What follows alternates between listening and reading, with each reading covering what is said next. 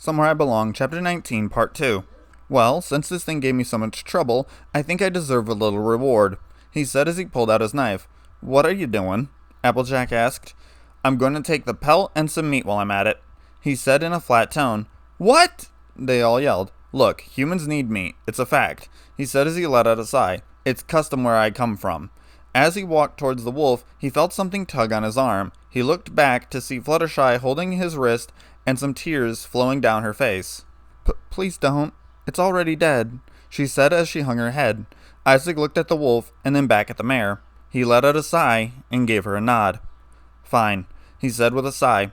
The man got up and started to walk back to the camp, with the group following. The man packed up his things and the group continued the trek. Isaac kept his bow out in case of any more wild animals. Why do you have that thing? Applejack asked as she looked at the weapon. In case something tries to attack again. Fluttershy could probably handle it, Twilight said with a nod. No offense, but I think not. That wolf wasn't natural. What makes you say that? I had to kill it twice. The mares looked at him in surprise. I broke its neck, and when I was getting my knife, it came back to life, and I stabbed it in the skull. The mares cringed at the thought. I don't know if that's something the dire race can do, but if I had to do something else, I'd be that thing's lunch, he said with a sigh. If it's one thing I've learned, it's that hesitation leads to disaster. That's a little extreme, Twilight said with a gulp. That it may be, but it's the truth. I don't hesitate when I defend myself, or friends, no matter who or what I'm fighting, he said in a low tone. The group continued the trek in silence as they walked along the wooded path.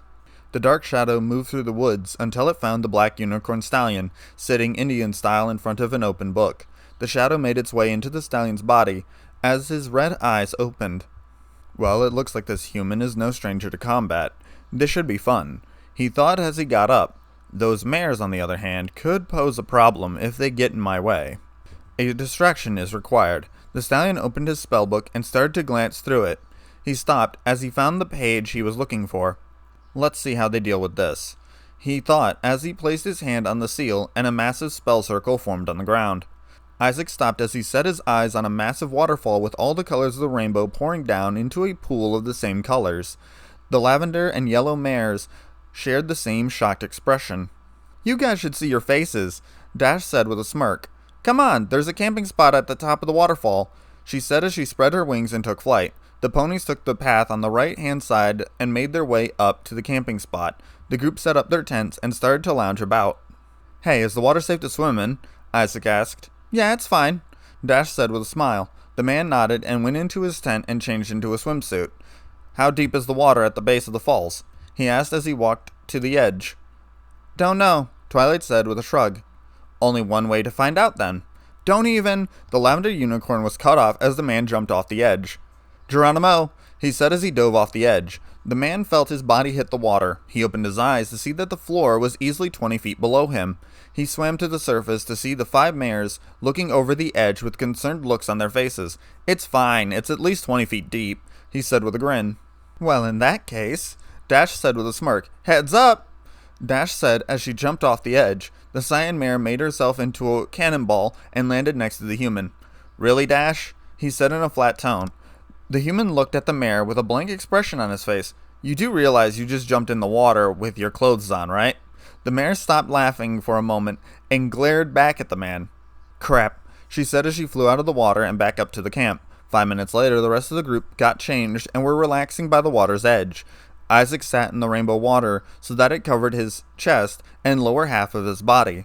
Twilight was wearing a black one-piece with book in hand.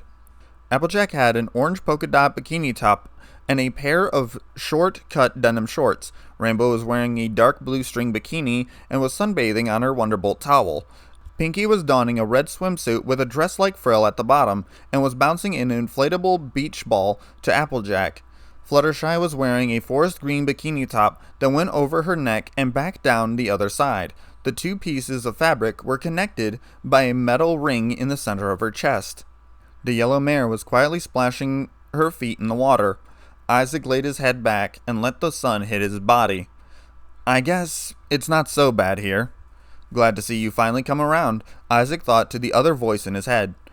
I just hated being the one who bitched all the time. We're stuck here, so we might as well accept it. We have to deal with the cards we're dealt. Spade said that all the time. The man's eyes snapped open, and he walked over to his blanket and pulled out his phone. He scrolled to the calendar and let out a sigh.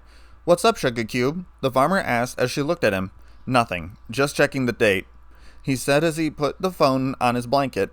The man let out a yawn and laid down on his towel. After a good 5 minutes of shut-eye, his face was hit with a rubber ball. Hey, he said as he sat up. Oh, don't be such a party pooper. Come in, Pinky said with a smile. Isaac rolled his eyes and jumped in the water with the other 5 girls. You guys ever play Marco Polo? What? Twilight asked. It's kind of like tag, only the person that is it has their eyes shut. Whenever they say Marco, the other players say Polo, and whoever Marco gets is the new Marco, and a new round starts, he said with a smile. Sounds like fun, Pinky said with a smile. The group nodded and started the game. Twilight went first and managed to tag Pinky. The hyperactive pink mare managed to tag Applejack without breaking a sweat. The cyan mare was next to find the others. Dash managed to catch the human by barreling into him at full speed. Was that really necessary, Dash? He said as he sat up. Nope, she said with a smile. Isaac closed his eyes and heard the splashing from the mares. He started to walk around aimlessly and called out at random. He tried to zero in on the voices. As he stepped closer, the other ponies decided to stay just out of reach of the man. The cyan mare stuck out her leg and made the man trip. Isaac fell forward and tried to grab onto something as he fell. His hand came into contact with something soft and large. As he fell forward, he felt his face hit a pound of fur. Isaac opened his eyes to see that his hand was on the yellow Pegasus's right breast. The yellow mare's wings instantly sprang up like they were spring-loaded. Oh my, Fluttershy said as her and Isaac's faces turned bright red. The man quickly removed his hand and stood up. He looked back to see Applejack and Twilight blushing brightly, while Dash and Pinky were on their backs laughing. Let's, get dinner ready, Twilight suggested, trying to make the conversation less awkward. Good idea, the human said as he gulped. As the other mares picked up their things, Isaac helped Fluttershy to her feet. The two collected their things in silence and made their way back up to camp. As the group ate their meals, Isaac noticed that Fluttershy kept glancing at him and turning away. The man ignored the gestures and continued eating his food. So Isaac, who came up with the whole Marco Polo game? Twilight asked. It's named after a famous explorer from my world. His name was Marco Polo. He was known for his expedition to Asia. Asia? Twilight asked. I'll tell you about it when we get back to Ponyville, he said with a smile. The man was a genius. He traveled far and wide and made friends along the way. Kinda like you, Pinky asked. No, he meant to go places. I landed here by accident, he said in a flat tone. But didn't that doctor guy say that you were a fixed point or something like that? Dash asked. Yeah, but I have no idea what my purpose is yet, he said with a shrug. The man sat back against the tree that was behind him and watched as the ponies conversed with one another. He noticed that once in a while Dash was giving him an angry look. Isaac ignored it for the time being and zoned out the chatter until he heard a loud banging noise next to him. Gah! He yelled as he jumped to his feet. Isaac looked to his left to see what looked like firecrackers next to him. He cast a glare at the group of mares who were trying to hold back their laughter. His gaze focused on the cyan mare who was rolling on her back in a fit of laughter. The man let out a groan and got to his feet. Hey, where are you going? Dash yelled through the laughter. Just getting some smoke-free air, he said as he walked away from the campsite and into the woods. After he walked a good way in, the man let out a sigh and looked up at the starry sky to see the moon. The man then heard a rustling noise behind him and quickly turned around to see Fluttershy trying to hide behind a tree. Need something, Shy? I just wanted to apologize for Rainbow Dash. You know how she gets, she said in a timid tone. Yeah, I know, he said as the two started to walk back towards the camp, when a thought made its way into the man's head. Hey, sorry about earlier, he said in a flat tone. For what? When we were playing and I kinda grabbed your, he said as his face turned red. Fluttershy remembered the incident and lost her balance. Isaac rushed to catch the mare, only to trip over a large tree root. The man felt himself hit the dirt and a patch of moss. The man opened his eyes to see that Fluttershy's lips were less than an inch away, and she was panting heavily. As Isaac tried to hide his blush, he felt the mare's lips connect with his own. The Pegasus's lips were soft, and she tasted like fresh vanilla. A soft moan escaped the mare's mouth as she felt the man's tongue enter her own mouth, and started to explore. The yellow mare soon let her body rest on top of the man's, and felt her wings unfurl. As the two broke the embrace, Isaac noticed that the mare was panting heavily. The mare got up, and had tears forming in her eyes. I'm sorry, she said as she turned away. As the mare tried to leave, the man grabbed her wrist and turned her around. It's just that, she said in a sniffle. Rainbow Dash and Applejack said you were really good, so I got curious. I know you probably don't think I'm attractive, so I didn't really... Back up there a second, Shy. Who said you're not attractive? Well, Colts always teased me when I was younger, so I just assumed that, she said as she held her head in shame. That's crazy. They were just a bunch of bullies, trying to get you riled up. Really? Trust me, I've seen girls that look way worse than you, he said with a smile. So you wanted to see if what Dash and Applejack said was true. The mare nodded and bit her lip in embarrassment. Look, Shy, it's not that I don't find you attractive, it's just that... He started as Fluttershy looked up at him.